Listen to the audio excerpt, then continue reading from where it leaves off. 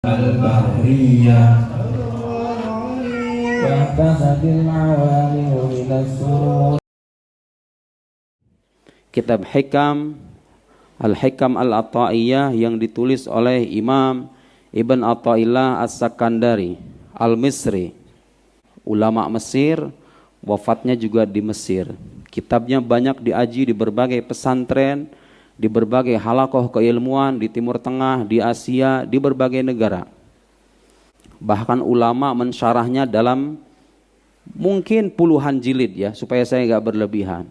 Ada dari mulai yang paling tipis sampai yang berjilid-jilid. Syarah Hikam terbanyak jilidnya yang saya punya, kitab Syarah Hikam karangan Syekh Muhammad Said Ramadan Al-Buti, ulama besar Al-Azhar, ulama besar Al-Azhar asal Suriah rahimahullah, yang wafat sebagai syahid di kota Syam rahimahullah. Al-Hikam Al-Ata'iyah fi 4 mujalladat, 4 alam azkur, 4 mujalladat.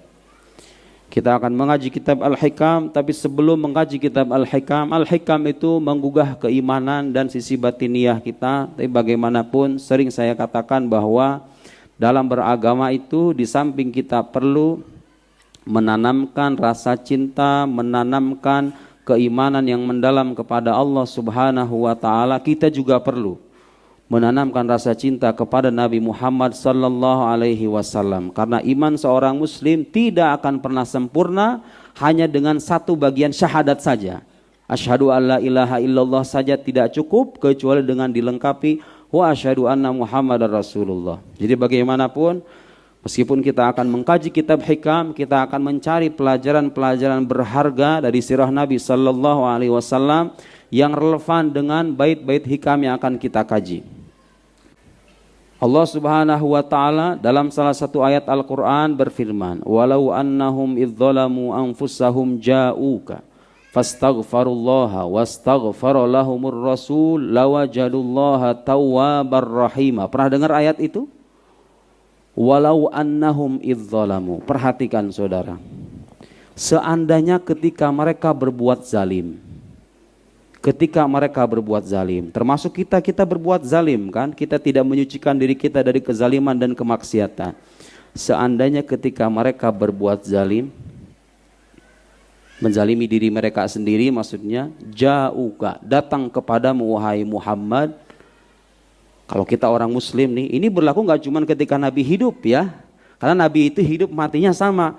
Hayati khairul lakum wa mamati khairul lakum, kata Nabi dalam sebuah hadis. Hidupku baik untuk kalian, wafatku, kematianku juga baik untuk kalian. Tu'radu alayya amalukum, amalan kalian diperlihatkan kepadaku. In kanat khairan hamidullah, kalau baik aku memuji Allah. Wa in ra'aitu syarran istaghfartullaha lakum, kalau aku melihat keburukan, aku mohonkan ampunan kepada Allah untuk kalian. Jadi jangan khawatir, sebagai muslim Anda harus tahu dan percaya bahwa Nabi Muhammad itu di alam barzakhnya senantiasa beristighfar untuk siapa? Untuk umat yang dia cintai. Umat Nabi Muhammad sallallahu alaihi wasallam ummah marhumah, umat yang mendapatkan curahan kasih sayang Allah karena nabinya saja beristighfar untuk umatnya. Jadi jangan bilang ayat ini hanya berlaku bagi Nabi, hanya berlaku ketika Nabi masih hidup, karena Nabi hidup, Nabi wafat, ruhnya beliau tidak mengalami kematian. Sebagaimana ruhnya manusia nggak akan mengalami kematian. Ruh kita nanti ketika kita sudah mati, berpisah dari jasad, tapi dia masuk ke sebuah alam, dia hidup dan dia akan abadi. Yang taat masuk sorga, abadi di sorga. Yang durhaka masuk ke dalam neraka, abadi dalam neraka.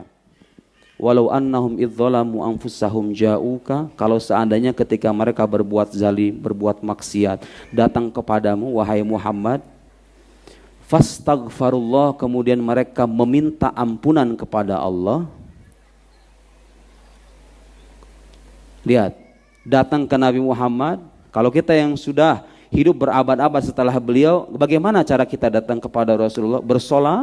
Bersalawat, membaca sirahnya, senantiasa mendekatkan diri kepadanya, karena itu perantara kita menuju Tuhan kita. Fastaghfarullaha wastaghfara lahumur rasul. Kemudian Rasul Nabi Muhammad beristighfar untuk mereka.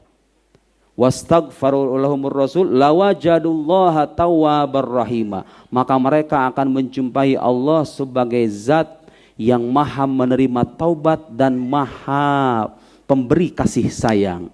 Kalau mau diberikan kasih sayang oleh Allah, kita mau hidup dalam curahan rahmat, di saat kita berdosa, bertawassul, bersolawat kepada Nabi Sallallahu Alaihi Wasallam, beristighfar kita, balasannya apa? Kita akan menjumpai Allah sebagai zat yang maha menerima taubat dan maha penyayang. Lihat,